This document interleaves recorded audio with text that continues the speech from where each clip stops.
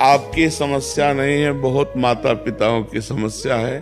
क्योंकि बच्चे अध्यात्म से जब तक नहीं जुड़ते तब तक उनको ये समझ में नहीं आता कि मातृ देवो भव, पितृ देवो भव, हमारे माता पिता हमारे भगवान हैं, ऐसा भाव नहीं आता। तो स्वार्थ में बुद्धि मलिन हो जाने के कारण अभी तो आप चल पा रहे हैं तो रूखापन है, और जब चल नहीं पाएंगे तो एकदम विरोधी भाव आ जाएगा। जब आप खाट पर शौच करेंगे ना और उनको फेंकनी पड़ेगी ना, तब गालियां खानी पड़ेंगी। कोई विशेष श्रद्धावान अपने ऐसे माता पिता की सेवा कर पाता है, नहीं तो बहू सास को पीट रही है, बेटा माँ पिता को मार रहा है लात डंडों थप्पड़ों से।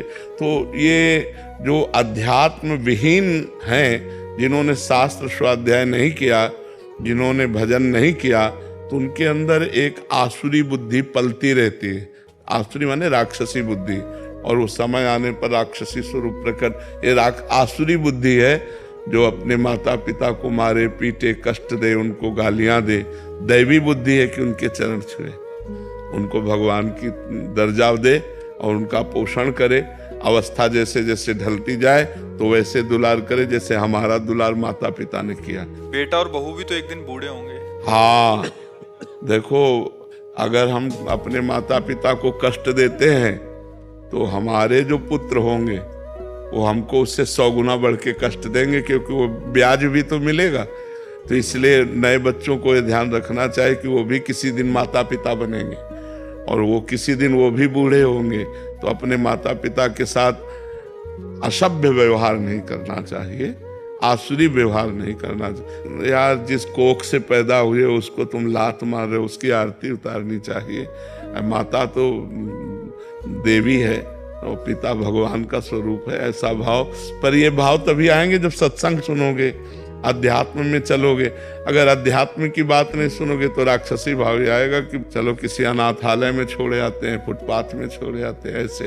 तो हमें लगता है आज हमारे नौजवानों को अध्यात्म श्रवण करने की आवश्यकता है। शास्त्र श्रवण करें, संतों की बात सुने, जिससे समझें तो माता पिता कौन है। माता पिता की आराधना से भगवान विट्ठल आज जो महाराष्ट्र में विराजमान है, वो माता पिता की आराधना से ही प्रकट हुए। पुंडरीक नाम के एक भगत अपने माता पिता को भगवान मानकर आराधना करते थे, तो भगवान स्वयं चलकर दर्शन देने आए। जो विट्ठल रूप में है ना, वो स्वयं दर्शन देने आए।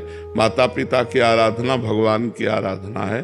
पर कलयुगी बच्चे नहीं समझ पा रहे हैं, वो अपने माता पिता को दुख दे रहे, तो उनके बच्चे उनको दुख देंगे। पक्का समझो, ब्याज सहित मिलेगा। यहाँ सब कुछ ब्याज सहित मिलता है। तो गुरुदेव, ये कर्म तो छूटेगा ही नहीं। जैसे बच्चों को उनके किए का कर्म मिल रहा है, पर उनकी तो यही तो कर्म परंपरा हम आज तक भोग रहे हैं। जब से सृष्टि हुई तब से यही तो भोग रहे हैं। बार बार जन्म, बार बार मरण, बार बार जन्म, बार बार मरण। कहाँ मुक्त हो रहे हैं हम? ये कर्म परंपरा चली आ रही है, वैसे दुष्ट होते चले जा रहे हैं। अब ये अध्यात्म शिक्षा बचपन से दिए होते, गलती इनकी भी है। आधुनिक शिक्षा ही केवल दी, आध्यात्मिक की शिक्षा नहीं दी, तो वो क्या जाने।